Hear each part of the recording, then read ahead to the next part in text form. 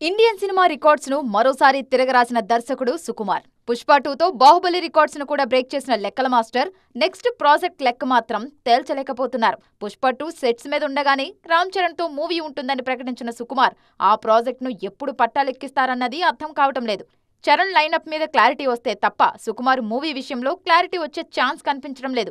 మాటల మాంత్రికుడు త్రివిక్రమ్ కూడా నెక్స్ట్ ప్రాజెక్టు విషయంలో క్లారిటీ ఇవ్వటం లేదు. గుంటూరు కారం రిలీజ్ అయ్యి ఏడాదిన్నర దాటినా కొత్త సినిమా పట్టాలెక్కలేదు. భారీ ప్రాజెక్ట్ రెడీ అయినా హీరోలు ఖాళీగా లేకపోవడంతో ఈ గ్యాప్ లో వెంకటేష్ తో సినిమా ప్లాన్ చేశారు. కానీ ఆ మూవీ ఎప్పుడు పట్టాలెక్కుతుంది అన్న క్లారిటీ మాత్రం ఇవ్వటం లేదు. దేవరా సినిమాతో పాన్ ఇండియా హిట్ అందుకున్న కొరటాల శివ కూడా సైలెంట్ మోడ్లోనే ఉన్నారు. దేవరా 2 ఉంటుందని అనౌన్స్ చేసినా ఇప్పట్లో తారక్ డేట్స్ ఇచ్చే పరిస్థితి కనిపించడం లేదు. దీంతో కొరటాల కొత్త సినిమా ఎప్పుడన్న విషయంలో సస్పెన్స్ కంటిన్యూ అవుతూనే ఉంది. హనుమాన్తో నేషనల్ లెవెల్లో సెన్సేషన్ క్రియేట్ చేసిన ప్రశాంత్ వర్మ కూడా కొత్త ప్రాజెక్టు విషయంలో సైలెన్స్ మెయింటైన్ చేస్తున్నారు.